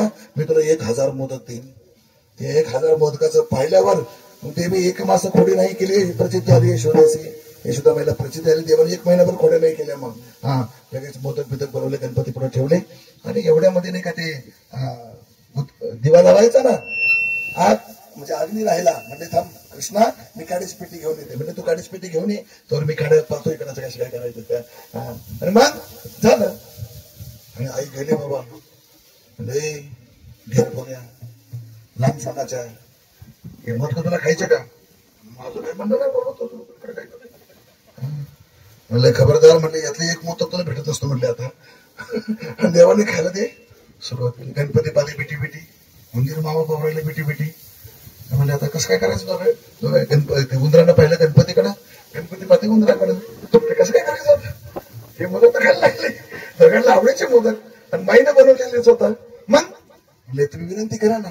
उंदीर मामा म्हणतात हे कृष्णा कृष्णा एक दोनच्या मोदक आम्हाला द्या ना. म्हटलं मग कोणाला सांगायचं नाही ना. म्हणजे मग आजी देतो फोटो भरी पुरे म्हणाला तुरी. पण आठ एकच आहे, कोणी कोणाशी न बोला. पुढे बोलायचं नाही, एकमेकाला खोड्या सांगायच्या नाही. परिणाम देवाने 2 मोदक गणपतीला दिले, 1 मोदक उंदराला दिला. आता 1 मोदक टिकटिकतोय आणि एवढ्यामध्ये यांना गपना भरला आणि माई आल्या बुवा. 2 शेवटचे मोदक राहिले होते आणि सुद्धा माई आली आणि पाहतलं तर तोंड असं. यशोदा माई आली, पाहायला लागली, पुढे मोदक कुठे? एकही मोदक शिल्लक नाही. कृष्णा अरे मोदक कुठे? मला काय माहिती एवढे मोदक केले कुठे? 1000 तर शंका का नाही आली याचं कारण आहे. कृष्णा केवढा बारीक. आता 1000 मोदक खाऊ शकतो का तो? 1000 मोदक म्हणजे काही गमत आहे की काय? मोदक केले कुठं? म्हणजे कृष्णाने मोदक कुठे? म्हणजे मला नाही माहिती. आणि मग ते मोदक होते ना, गिळून घेतले अगोदर. हा तोत्रा बसला फार. आणि तोत्रा बसल्यानंतर म्हणले आई अगो तुला काय सांगू, तू गेले आतमध्ये आणि आतमध्ये गेल्यानंतर आहे ना एक ढेर बघे आला उंदरावर बसून लांब सोंड अशी त्याची. इथं घाबरलो, लपून बसलो आणि आला तर लागला सगळे मोदक खायला. मग तोंडात काय अगं आई म्हणलं ते खायला लागलं. म्हटलं म्हणलं बाबा मला तरी 1-2 दिले त्यांनी मला, ते तो पाहिले. म्हटले कशाचं काय चिकरपट झाली. म्हटले आई म्हणजे दाखव बरं तू तोंड उघडून. आणि जेव्हा तोंड उघडलं महाराज आनंद ब्रह्मांडे बुधरी हरी हा बालक नंदा हरी हा बालक नंदा हरी हा बालक नंदा.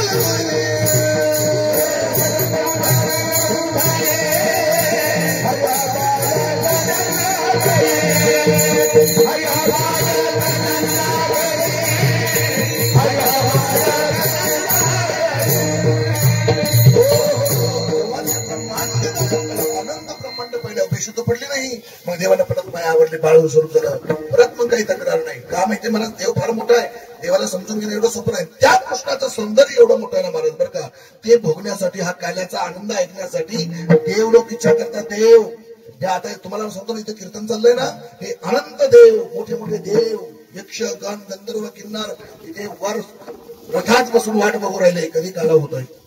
आपलं उष्ट खायला तैवारले ते तुमच्या ताटावर जे उष्ट राहिलं ना ते का होईना भेटल आम्हाला खायला म्हणून ते तैवारले. स्वर्गीचे अमर इच्छिता ते देवान मृत्यू लोकी भावा जन्मामा हा नारायण नामी होऊ मुक्त कीर्तनी आनंद गाव किती.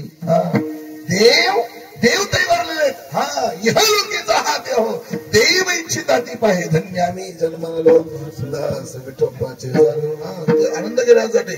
परिणाम मग हे सगळं झालं काय कृष्ण काही ऐका ना. मग बायांची मिटिंग भरली. म्हणजे काय सांगा, यशोदेला सांगितलं काही ऐकत नाही. मग हा खोड्या करायचं काही जमत नाही आणि आपल्या इथला धंदा आता काही बुडाला. मग कसं काय जायचं ते समजून करा. कोण जाणार म्हटले. आणि एवढे एक म्हातारी गळून उठली हो. म्हटलं ती म्हटली मी जाते मथुरेला आणि मग मी विकूनच आणते म्हटले सगळं काही दूध दोन्ही. आणि जर विकून आणलं तर काय करशाल म्हटले. एक म्हणले मी भांडे घासून देईन, एक म्हणले मी सारवून देईन, एक म्हणले मी काय करीन, एक म्हणले मी स्वयंपाक करून देईन, एक म्हणले तू म्हणशील ते करीन, तुझ्या गायचं शण कोण करीन, कोणचं काय झालं. शेवट वेळ अशी आली महाराज ही तर खुश झाली. रात्री 11:30 वाजले. उठली आणि उठल्यानंतर म्हणले चला नंदाच्या वेळेला झोपल्या का जागा आहे. आणि जेव्हा गेली तिथे देवळी बनलेली होती देवाला पाहण्यासाठी आणि तिथं देवळीतून पाहिलं झोपेल होते. पण जेव्हा ही फक्त माग अशी होती ना देवळीतून पाहिलं असं आणि फक्त अशी मागं वळली. आणि मागं वळल्यामुळे काय झालं पायातलं घुंगर वा रे वा. मुंगीच्या पायातले घुंगर वाजले. मी ओळखलं म्हटले मुंगळे तू एवढी मोठी तुझ्या पायातले घुंगर मला कळणार नाही. बस म्हटलं झालं काम. आणि हा तिच्या माग आला. रात्र काळी घागर काळी सगळंच काळ. आणि हा कुठं सुईचा आहे. हा काळाच रईसाची काळा अनादी गो काळा लावीला चाळा वेदासन का. आणि माझ्या देव तिच्या पाठीमागे लागला. हिनं काय केलं दुडीवरी दुडी गळून साथी निघाली. हा आणि ती एकावर एक दही हांडा घेऊन निघाली. आणि निघाल्यानंतर कालिंदीच्या पुलावर आली. आणि पुलावर आल्यानंतर महाराज काय झालं गंमत. ही कालाय बरं का चरित्र ते उच्चारावे केले देवी गोकुळी. परिणाम ही पुलावर उभी राहिली आणि निम्म्या रस्त्याला आली बुवा. तिला वाटलं एवढं सगळं घडलंय आणि या काळापासून काही लपत नाही. ज्या अर्थी एवढी शांतता आहे ही वादनाच्या अगोदर दिसत नाही. म्हणून त्याला वाटलं चला हे नक्की आलंय का नाही म्हणून मागं वळून पाहायला गेली आणि हे जसं फुल एवढाच होता हिनं जसं असं आडवं केलं तसं मागून घुसलं गेलं पुढं उभं राहिलं आणि ते पुढं उभं राहिलं तिला वाटतं ओके सगळं निघाली. जे पुढं पाहिलं मला तांबडं फुटायला लागलं होतं आणि पिवळं पिवळं काहीतरी चमकायला लागलं मग जेव्हा ते पिवळं चमकायला लागलं तिच्या डोक्यात कालवा कादम झाली. एवढं त्यानं बासरी काढली आणि बासरी काढल्यानंतर वाजवायला समज बासरीचं काय बोलायचं मला ऐकून विनूचा लागला नामाचा छंद लागला नामाचा छंद ऐकून विनूचा ऐकून विनूचा. आणि मग ज्यावेळेस ते ऐकलं आणि महाराज याचं काम झालं म्हणली नाही वेडी झाली पागल झाली आणि मग हा गेला घरी झोपायला. आणि ही जेव्हा आली आणि तेव्हा मग आता मथुरेत आली मग आता म्हणायला पाहिजे ना दही घ्या दूध घ्या लोणी घ्या असं म्हणायचं ना ते विसरली म्हणायला लागली गोविंद घ्या गोविंद गोविंद घ्या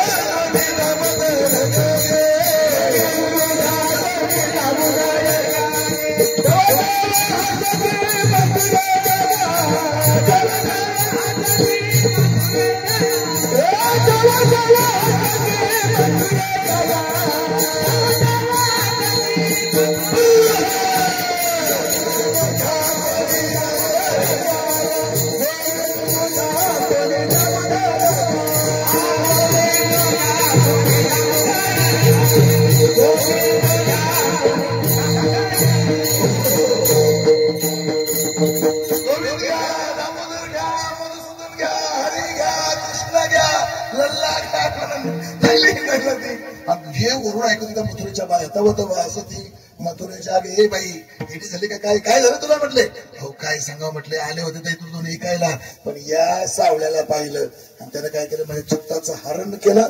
त्या हरीनं माझ्या चित्ताचं हरण केल्यामुळे काय झालं मला भार आणि वित्ताचा विसर पडला. प्रस्तुत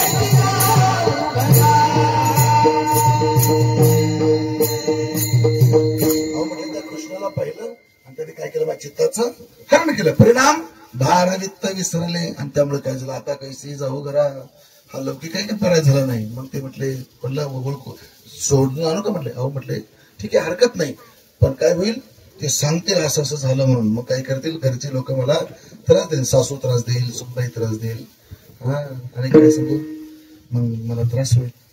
आणि तो त्रास झाल्यामुळे सासबुरी मिरी नंद हटेली सासबुरी मेरी ननंद हटेली करती है मुझ पे सीना जोरी करती है मुझ पे सीना जोरी शाम.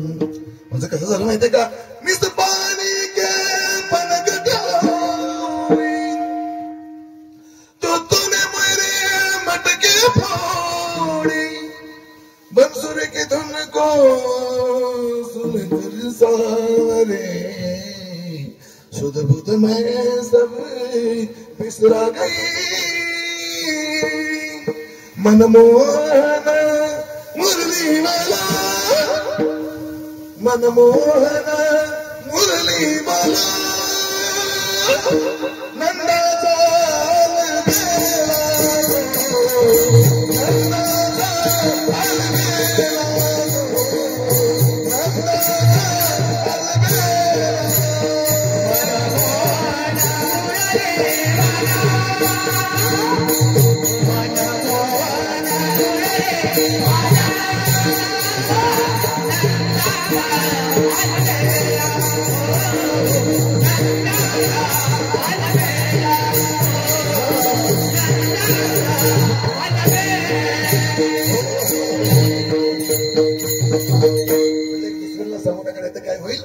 घरची माणसं मला त्रास दिल्याशिवाय राहणार नाही. पारखी असे सांगत गोष्टी थोडे घरचे कुठे खातील. म्हणले मग बाई अगं तू एवढी वैतागलेली आहे, हा एवढा डोंगर चढून वर आली, हा एवढी प्रेमानं बसली, अजून पाय लटलट कापत असतील, तू पाणी पिली का नाही, काही खाल्लं का नाही, काही नाही. बांधस माझं मी विचारलं की नाही तुला? म्हणजे विचारलं पाणी पाजलं, दूध पाजलं, मग आता काय राहिलंय? म्हटलं घरी जायचं कसं? काही नाही म्हटले. आता तुका म्हणे निवांत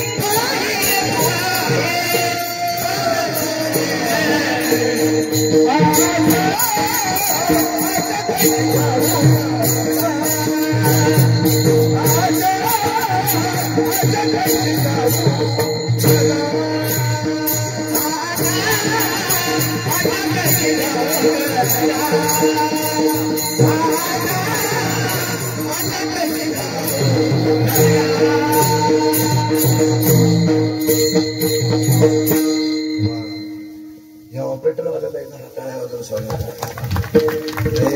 मस्त. वा वा वा, हे आमचे ऑपरेटर आहेत.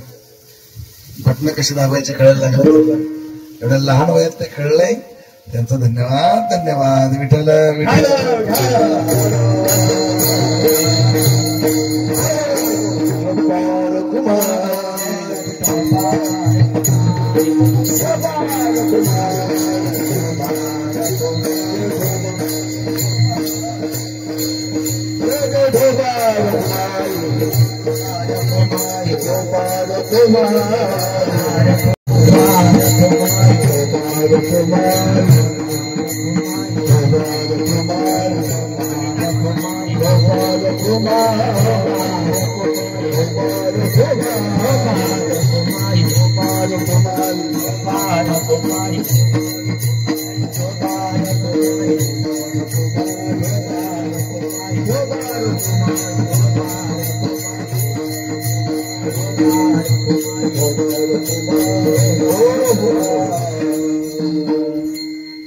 कसं झालं माहितीये का?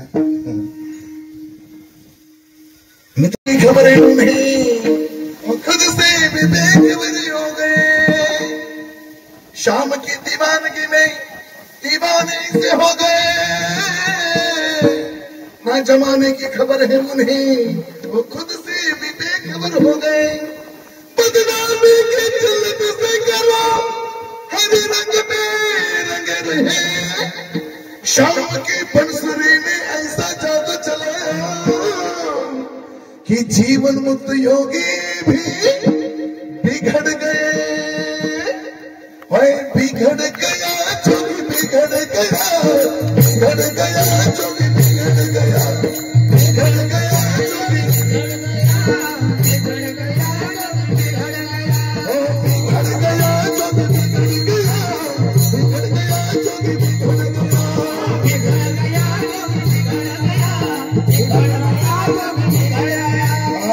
वृंदावन की गुंज गलियन में, वृंदावन की गुंज गलियन में बंसुर के धन ने बिगड़ गया, बिगड़ गया जोगी बिगड़ गया, बिगड़ गया जोगी बिगड़ गया, बिगड़ गया जोगी बिगड़ गया, बिगड़ गया जोगी बिगड़ गया, बिगड़ गया जोगी बिगड़ गया, बिगड़ गया जोगी बिगड़ गया, बिगड़ गया जोगी बिगड़ गया, बिगड़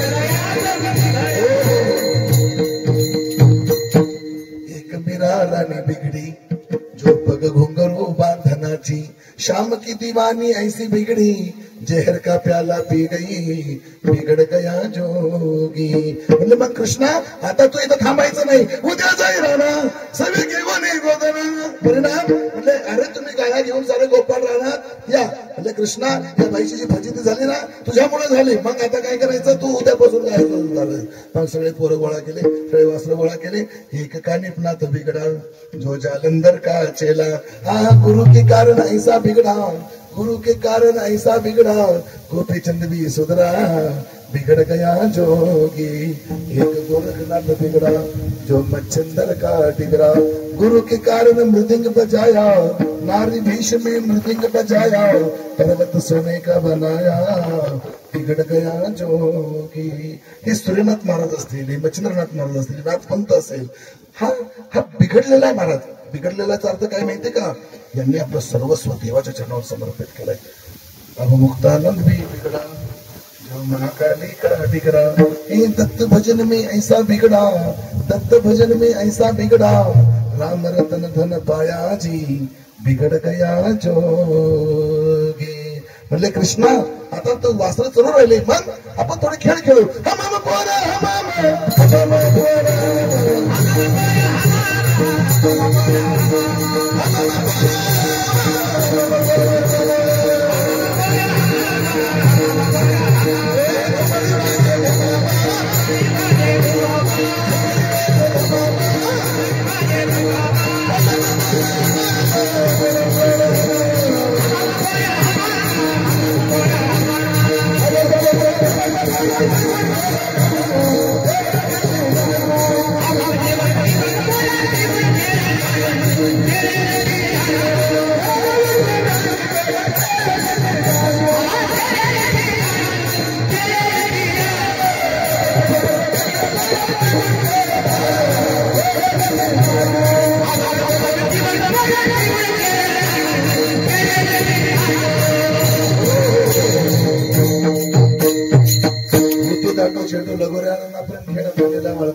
कृष्णा आता भुका लागला. खांदी भार कोटी काय केलं याचे सुख.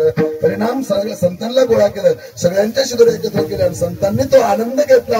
पुंडलिक वरदारी विठ्ठल भगवान की, गोपाल कृष्ण भगवान, उमापती महादेव की, प्रभु रामचंद्र भगवान की, भगवान की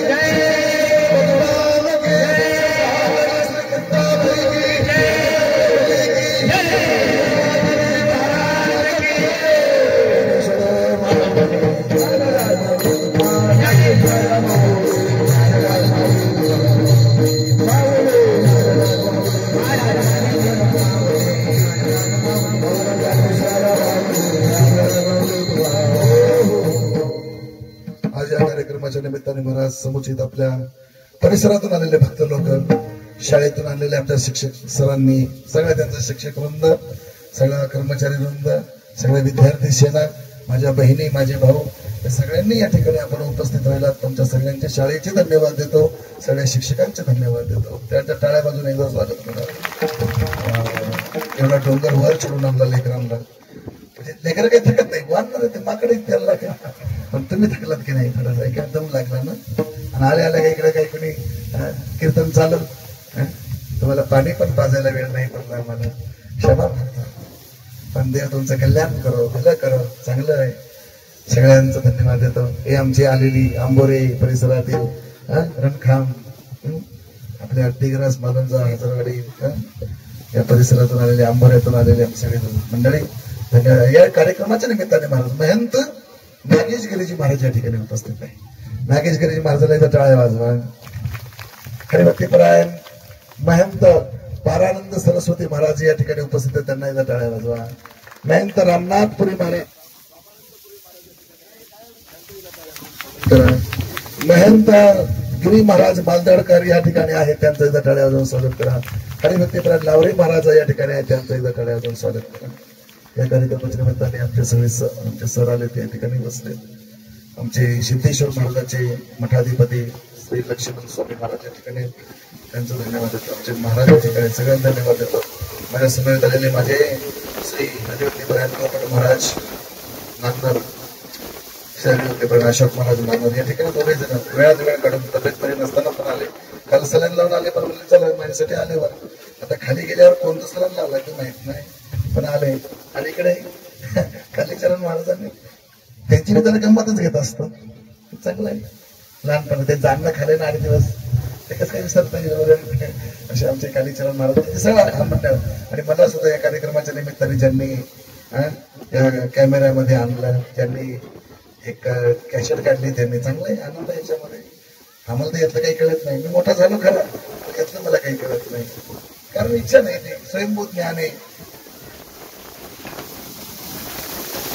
या कार्यक्रमाच्या निमित्ताने आमचे सर या ठिकाणी आलेले आहेत. ठोकी टाकळेश्वर टाकळी ढोकेश्वरवरून आलेले आहेत. आता पहिले ढोकेश्वरला माझं कृष्ण जन्माचं दरवर्षी काल्याचं कीर्तन व्हायचं. एकदा मी फसवलं मग आता म्हटलं 2 वर्ष घेतलंच नाही मग आता पुढच्या वर्षी घेतो म्हटलंय. मी हाताला पंचा लागलो होतो फसवणारा बाबा मी काही खरं नाही माझं. आणि मग टाकळी ढोकेश्वरवरून आले ते आमचे मोरे सर या ठिकाणी त्यांना धन्यवाद देतो. धोत्रेला कार्यक्रम असतो मात्र कारण पुढच्या सगळी मंडळी पुढे गेले ते कोडे ते तुम्ही ओळखता ढोकेश्वरला असताना तुमचे अरे वा वा वा आमची मुलगी दादांची मुलगी त्यांना आहे मुलाला त्यांची आई येते. आपण आलात धन्यवाद करतो. धन्यवाद आपण या ठिकाणी आलात सगळे. वा वा वा गोड केलं असं. हा पाहिलं ना मी त्या दिवशी येत असतो मी त्यांना माहित आहे मी त्यांना तर आनंद झाला असता. स्वामी इकडे कीर्तन करून राहिले म्हणजे ते आपल्या घरचे माणसं आहे सगळे. ढवळपुरी असेल धोत्रा असेल टाकळी ढोकेश्वर असेल पारनेर असेल वनपुट असेल गावागावात कार्यक्रम आहे. प्रेम आहे लोकांचं. आपण लोकांचं प्रेम कमवत आपण इकडे पुढे आले असं झालेलं सेवा भगवंत मी अर्पण करतो. या सगळ्या विद्यार्थ्यांना धन्यवाद. आमच्या सगळ्या भजनी मंडळाचा धन्यवाद देतो.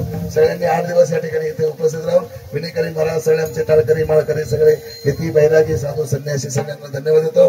सगळ्या गाड्यांच्या ड्रायव्हरांना अगोदर धन्यवाद देतो. मी एवढं वर इकडे गाड्या घेणं एवढं सोपं काम नाही आहे. आता आम्ही वर आलोय खरं बाबा तर काही खाली काय पाहिजे जाऊ देणार नाही आम्हाला माहितच आहे.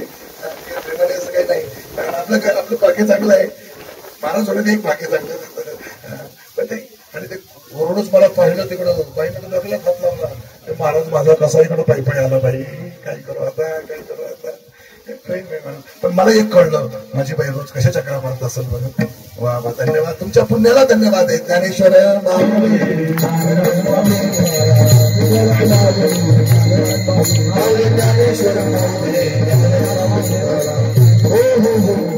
शिंकेला गेले तुरी मोठे